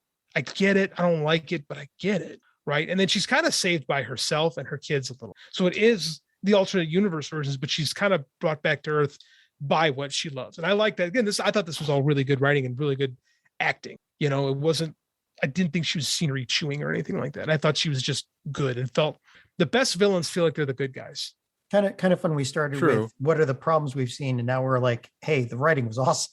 I thought the writing was great. Like I know you guys see things differently than I do. So I mean, I always appreciate listening to it because again, I'm all about character. What the most important thing is character, emotion, story beats, like feel. Like for me, it's always like, how do you feel in the moment? And so sometimes I'm first to admit, that kind of logic, it slips by me because that's not what, like when you're taught to write, that is not the stuff you're taught to focus. So for me, stuff like that slips by. Yeah, but both things can be true at the same time. So I just never see them. I never think about those. I never think about those kind of things. Yeah. I mean, I also kind of wondered, but I guess it doesn't matter. Like the power of the Darkhold, like because she took over the other Wanda, but like she obviously had all of the power, whereas like the Wanda in that universe that powerful? No. Yeah, she never, because the kids, they're still alive. The Wanda in that universe could be that powerful, right? The Wanda in our universe is only that powerful because she's been pushed. Agatha pushed her to that point. And the death of Vision pushed her to that point, right? This Wanda has her kids, so she has her tether, right, to reality. Our Wanda doesn't have that. Right. Yeah. Which again is the whole point. So she is going to create them, Dave. They are going to be alive again. because they're Billy and Tommy. They're still Wiccan and Speed. Like they're coming. They're coming. And she's not dead either. No, she's not dead. She's She destroyed it in every universe. She can't be dead. She figured out how to traverse the multiverse without America's power, or she successfully took enough of it to do it. Yeah, or she just teleported out of when she destroyed the building, because you saw the red flash at the end, right? Yeah. Well, Strange said she destroyed the Darkhold in every universe. Darkhold in every universe. Yeah, well, and that was the funny thing, because like again, one of the young people I saw the movie with was like, I loved Wanda. Why did they kill her? And I'm like, first rule of comic book movies. No body, no death. Yeah. Yep. Oh no! Well, even if you see a body, rookies, man. Even if you see a body, that's why there's some people that don't think that Robert Downey Jr. is gone. Every time we have one of these movies, they talk about how we can bring Iron Man back. We just don't accept it, because we, as comic fans, have been conditioned to not accept a single death. Yeah, right. This is true. And Wanda, it's just we have bad experience with it. Wanda will be back. That's going to be the story, right? That's going to be the Young Avengers story. It's going to be the redemption of Wanda Maximoff. Well, we know, because she's got a contract for how many more years? Yeah, right? But that is the story of the Young Avengers, right? So you're right, I didn't even think of that. Yeah, and they're still setting up Young Avengers, right? Because they're all on the table. Because House of M made her the villain in the MC in the comics. This was our House of M. Yeah, like they touched on it with WandaVision, but then this really made her the villain. WandaVision was West Coast Avengers, right? Is small. It was the first taste of it. That was really John Byrne's West Coast Avengers. Agatha Harkness, the twins, the whole thing. That was that. This was House of M, with the alternate universes and the reality warping. But again, like, I'm not a fan of House. So this, in my personal opinion, was just as effective, if not better, for the movies universe that we set up. Oh my God. I didn't even think of it. You're right. Yeah. Nice. And the Young Avengers is going to be her redemption. Young Avengers is redemption, because that's what it is. Young Avengers is the redemption story of Wanda Maximoff. I mean, we've got more than enough of them to do a movie now, too. Like, we've got Stature, we've got Wiccan and Speed, we've got Patriot, we don't have Chavez Hulk yet. We've got it. Well, America's a later addition, but she can easily be put in. We've got Kate Bishop, Hawkeye, but she's fine. We can put her into there. Like, you can add more in, right? We've got a young Loki. We're gonna get Riri Williams. Yes, again, later edition, but easily can be added on. Yeah, it's all there. It's all the pieces are all there to do Young Avengers. It'll be perfect for us. I'm all about it. We also got Rindra too, and Miss Marvel. I'm not talking about the Young Avengers. I'm talking about, like, they're introducing every one of these movies. They're introducing more and more of the MC of the Marvel Universe. Rindra. Yeah, we got Bova in this movie. I never thought we got Bova in the MCU. If you had told me that, and when I saw Iron Man in 2008, I would say, "Okay, hey, bro, this is going to lead to Bova." I'd be like, are you out of your mind? Well, are you crazy? We've already seen Howard the Duck, so I know, I know. But here's the thing. Real Howard the Duck. Come on, how many people saw that in the trailer and thought, "Oh, well, that's one of the alternate universes"? Oh, I didn't think that. Oh, okay. No, honestly never even occurred to me to you just said that. We got Wundagore Mountain, right? Yep. Steeped in Marvel continuity. Like, again, some people hate that. Like, a lot of these critics don't like the fact that these movies aren't designed to function on their own. They're designed to be part of this continuum.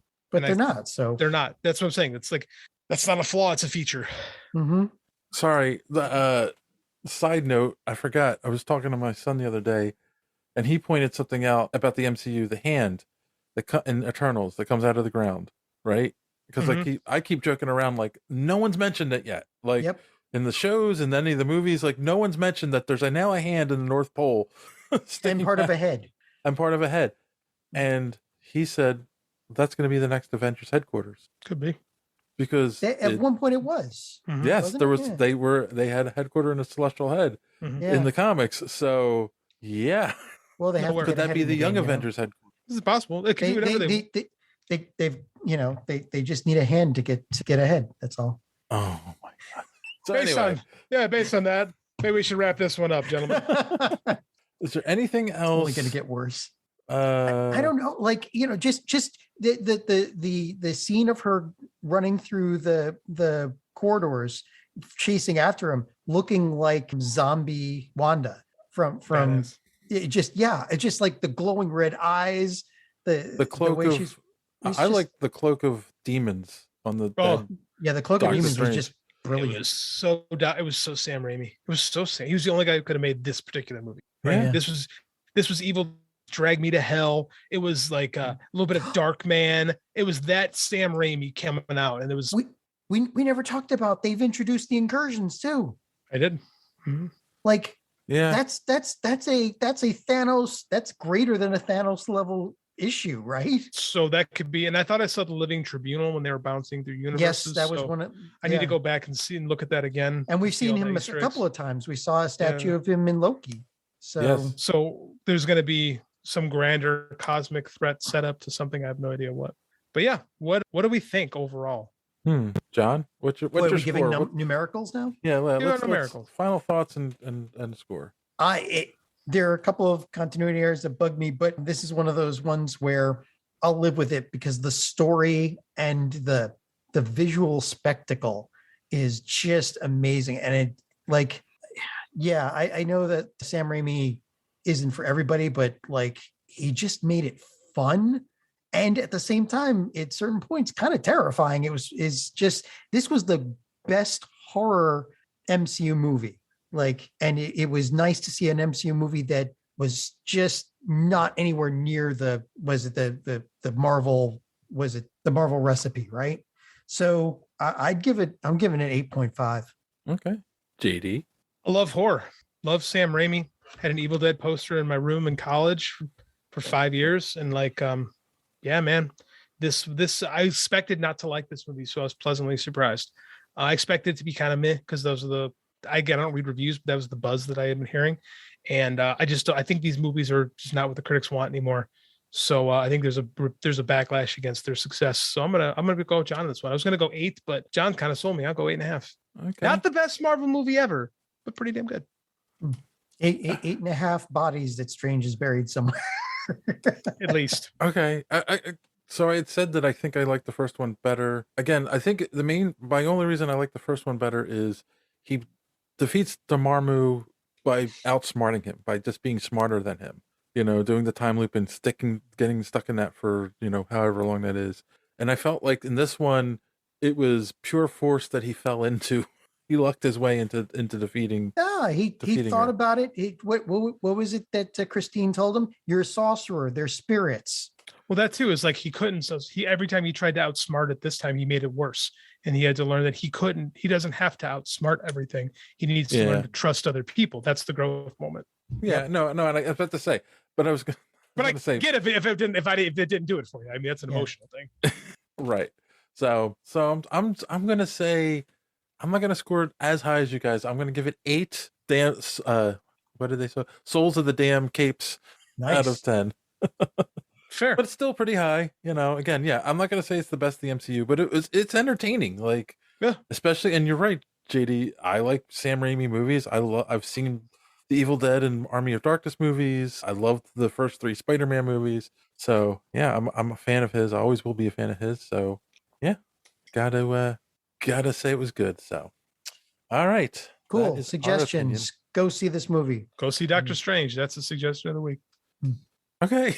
I was gonna say I will suggest that you go to superheroespeak.com where you can find the podcast every week. Links to our social media at the top of the page.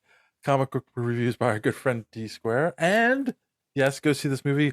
And I actually did have a recommendation for this week. What is the name of that show? Now I can't remember. On Netflix. It was actually a Netflix. Oh, okay. I started watching Grace and Frankie with my girlfriend, and we're about halfway through the first season. And you guys familiar with that show at all? My wife watched it. I didn't see it. She liked it. Yeah. So it's Lily Tomlin and Jane Fonda. They're 2 women in their 70s whose husbands who don't like each other, but their husbands are business partners, and they decide to divorce them because the husbands realized they were gay and in love with each other. And apparently we're having a 20-year affair and finally decided now that they can legally get married. Brilliant. And so the 2 of them are end up forced to like live together and become friends. And it's actually kind of funny. So I highly recommend it. So yes. I mean, you can't go wrong with Lily Tomlin. So on that note, boys and girls, as always, thanks for listening. And don't let your cape get caught in the door. Have a good week.